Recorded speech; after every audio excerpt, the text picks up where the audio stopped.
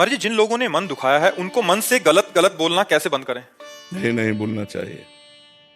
जिन्होंने हमारा मन दुखाया उन्होंने हमारे पाप कर्म को नष्ट किया, बड़ी कृपा की है। भगवान उनको स्वस्थ रखे, उनका मंगल करे, ऐसी भावना रखनी चाहिए। जो हमको कष्ट देते हैं वो हमारे कर्म से विवश होकर हमको कष्ट देते हैं। हमारा कर्म उनकी बुद्धि में बैठ करके हमारे प्रतिकूल आचरण करवाता है, तो हमको सहना चाहिए। हमको उनके प्रति नहीं मन से सोचना चाहिए, नहीं हमारा नया कर्म बन रहा है, हमारा नया कर्म बन रहा है, वो फिर हमको दुख देगा। अभी जो हमें कर्म बना तो वो दुख दे रहा है, उसको हम सह लेते हैं, और जो दुख देने वाला है उसके प्रति ये भाव रखते हैं कि हमारे कर्म से प्रेरित है, इसमें स्वयं में दुख देने की भावना नहीं, मेरा कर्म ही इसके अंदर बैठकर मुझे दुख भोगवा रहा है, तो मेरा खत्म हो जाएगी। ये अनुभव की बात कहता हूँ।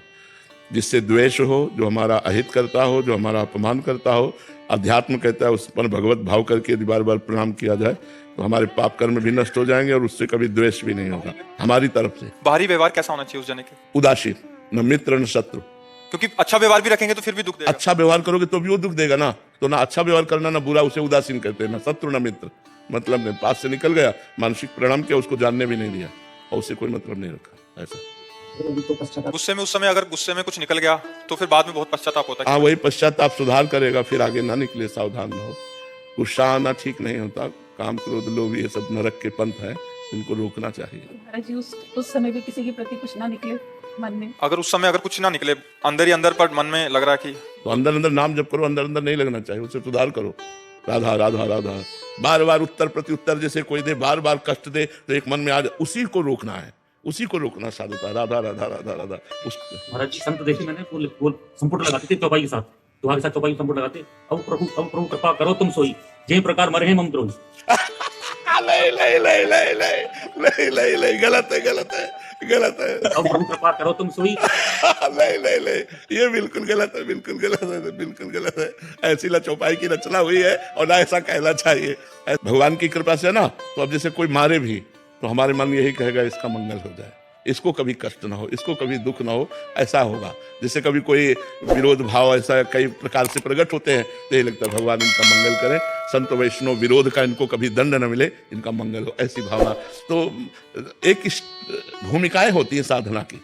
तो जब तक जीवत्व रहता है और जब तक अहंकार रहता है तब तक बदला लेने की भावना रहती है, और जब ये सब खत्म हो जाता है तो जैसे अपने दांत से अपनी जीभ को चोट लग जाए तो किसको गाली देंगे, अपने हाथ से अपने को चोट लग जाए तो हम किसको गाली देंगे। ऐसे सब हमारी आत्मा है, सब हमारे प्राणनाथ भगवान के अंश है, तो अगर इनके द्वारा कुछ हमें चोट लगती तो ऐसे ही हम मान लेते हैं जैसे हमारी दांत से हमारी जीभ कट जाए, तो उसमें किसी का दोष नहीं, ऐसे हमारे ही कर्म से ये जीव हमको दुख दे रहा है। तभी हम कहते हैं सहन करो, सहन करने से मंगल होगा, दूसरों को दंड देने से आपकी तपस्या नष्ट होगी, आपका भजन नष्ट होगा, आपका स्वभाव बिगड़ेगा, आपका अहंकार बढ़ेगा, सब दोष यही दोष है। तो जब तक ऊंचाई पर नहीं चढ़ा जाता तब तक ये सब बने रहते हैं, ये सब बने रहते हैं। अपने अंदर की कमियां अगर दूर हो जाए तो फिर कोई परेशानी नहीं। ये सब अंदर की कमजोरी है, ये अंदर की कमियां हैं, ये हट जाए। जब सब में भगवान विराजमान तो किसको दंड दोगे? सिय राम में सब जग जानी, करो प्रणाम जोरी जुग पानी, तो दंड किसको दोगे? दंड। महाराज जी, हमने श्री राम सुखदास जी महाराज जी की वाणी जी में सुना था कि संसार से ममता नहीं करनी, प्रेम कर सकते हैं। कृपया ममता और प्रेम में अंतर समझाने की कृपा। ममता देह को लेकर होती है, प्रेम भगवान को लेकर होता है। चाहे उसे ज्ञान भाव से आत्मा कहें और भक्ति भाव से भगवान कहें, योग सिद्धांत से परमात्मा कहें, उसी को पुकारा जाता है।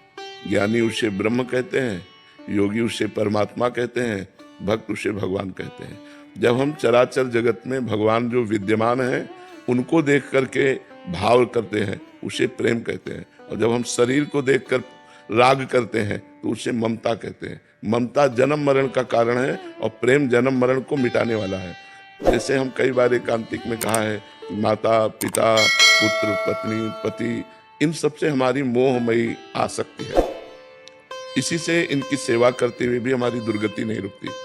यदि इनमें हम भगवत भाव कर लें कि मेरी माँ के हृदय में प्रभु विराजमान है, पिता के हृदय में प्रभु विराजमान है, पत्नी के हृदय में प्रभु विराजमान है, पति के हृदय में प्रभु विराजमान है, तो वही जो राग है, वही जो मोह है, वही तुम्हारे मोक्ष का कारण बन जाएगा, क्योंकि सब में भगवान है। और आप देखते हैं जब भगवान अंतर ध्यान हो जाते हैं तो आप उस शरीर को फूंक देते हैं, जला देते हैं, गाड़ देते हैं या जल में प्रवाह कर देते हैं।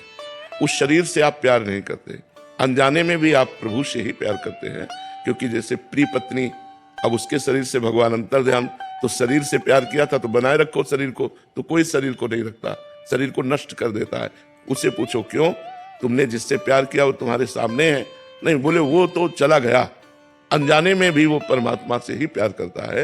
तो संत महापुरुषों के वचन है कि सबसे प्रेम करो, ना कि ममता। ममता भगवान के चरणों में करो। कुंड वाले बाबा जी का प्रसंग सुनाया था जिनका 12 वर्ष का प्रारब्ध 24 घंटे में पूर्ण हो गया था। तो महाराज जी, आप तो स्वयं प्रेम मूर्ति हैं, आपके दर्शन मात्र से प्रेम भक्ति स्फुरित होती है, तो प्रभु आपका प्रारब्ध इतने वर्षों से क्यों चल रहा है? हमारा प्रारब्ध हमको कष्ट नहीं दे रहा है इस कोटि का कि हम कोई सेवा ना कर पाए। अगर ऐसा होता तो विचार भी किया जाता। हमारी दिनचर्या चल रही, भगवान की कृपा से हमारा जो साधन चल रहा है, तो हमें इससे कोई विक्षेप नहीं है, कोई हमें परेशानी नहीं। जैसे मैं 1 बजे रात के जगता हूँ वैसे 1 बजे रात के जगता हूँ, जैसे जो दिनचर्या वैसे वो दिनचर्या चल रही। थोड़ी बड़ी जो कष्ट की वृत्तियां हैं वो भगवान साक्षी भाव से कटा रहे हैं, इसलिए कोई हमें परेशानी नहीं है। हमें ऐसी कोई परेशानी नहीं है जिसमें भगवान से प्रार्थना करें। उन्होंने जितना कष्ट दिया है उससे ज्यादा आनंद दिया है, तो आनंद कष्ट को दबाए हुए, इसलिए हमें कोई परेशानी नहीं। महाराज जी, हमारा मन गलत कार्यों को तुरंत अपना लेता है, जबकि सही कार्य को अपनाने में समय लगता है। कभी कभी तो ये ईश्वर के अस्तित्व पर भी सवाल खड़ा कर देता है। महाराज जी, ऐसे में भगवत प्राप्ति कैसे? हाँ, कठिन है, इसीलिए कठिन है।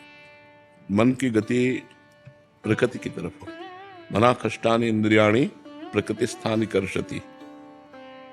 जीव भगवान का अंश है और मन और 5 ज्ञान इंद्रियां ये प्रकृति की तरफ आकर्षित हैं, क्योंकि ये प्रकृति से ही है। जैसे पानी को कहीं भी डालो नीचे की तरफ ही जाता है, उसे ऊपर उठाने के लिए यंत्र की जरूरत है, मशीन की जरूरत है। ऐसे ही मन की अधोगामी गति है, इंद्रियों के भोगों की तरफ जाना। अगर इसे परमात्मा की तरफ चलाना तो मंत्र की जरूरत है। अगर हम गुरु के द्वारा मंत्र लेकर खूब नाम और मंत्र जप करें तो मन भगवान में लगने लगे। जो भी अच्छी चीजें महाराज जी बिल्कुल उसमें मन नहीं लगता, और हाँ, इसका बुराई हो तुरंत आ जाती है। हाँ, ये मलिन मन का स्वभाव है, ये मलिन मन का स्वभाव है, इसको निर्मल करना होगा। इसीलिए तो साधन धाम मोक्ष कर द्वारा मनुष्य शरीर जो दिया गया है वो साधना के लिए दिया गया है। साधना करके इस मलिन मन को रोका जाए। मन जो है जब निर्मल हो जाता है तो गंदी बातों की तरफ जाता ही नहीं। महाराज जी, आप कहते हैं सर राधा नाम का जाप भी करते हैं, लेकिन फिर भी महाराज जी मन उस जाप पे ना करके दूसरी तरफ। हाँ, अब आपको ये देखना होगा कि एकांतिक में हमने एक बार कहा था कि जैसे हमारा भजन 50 ग्राम है और हमारा पाप 500 ग्राम है, तो क्या फर्क पड़ेगा? जब हमारा भजन 550 ग्राम हो तब जाके फर्क पड़ेगा। तो हमें रात दिन बिना किसी फल को देखे कि हमारे राधा नाम का कोई फल उत्पन्न हुआ कि नहीं, हमें जपते रहना है। तो जब भजन पाप के ऊपर भारी पड़ जाएगा तो मन प्रभु में लगने लगेगा। अगर प्रभु में ना लगता तो हम लोगों का जीवन बेकार हो जाता ना। संतों से इसी बात को, तो परमार्थ की बात को सुना जाता है कि उनका अनुभव पर्सनल क्या है। शास्त्रों में जो लिखा है वो तो है, लेकिन उनका क्या प्रैक्टिकल क्या है उनका।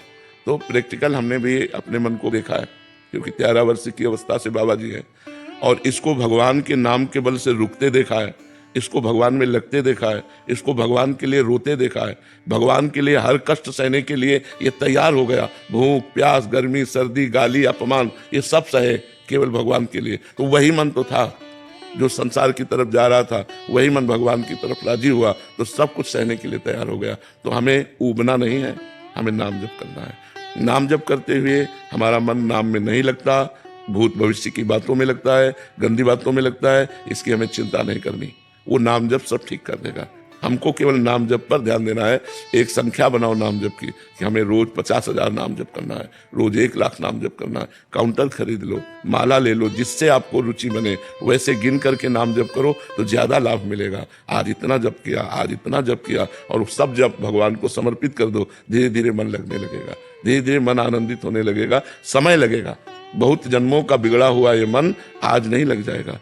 धीरे धीरे धीरे धीरे समय लगेगा, तब वो लगेगा। भगवान में जब निर्मल होने लगेगा तब निर्मल जन मन शो मोहि पावा। निर्मल जन मन, जिस जन का मन निर्मल हो गया वो भगवान की तरफ बढ़ता है। तो पापवंत कर सहज स्वभाव भजन मोर ते भाव न काऊ। जो पापी मन होता है, जिसमें मलिनता होती है, वो भजन में नहीं लगता है। और ये आपका ही नहीं है, ये सब लोगों का मन है। वो धीरे धीरे अभ्यास करके जिन्होंने भजन में लगाया वो आगे निकल गए, और जो ऊब करके भोगों में लग गए वो गिरे पड़े रहे।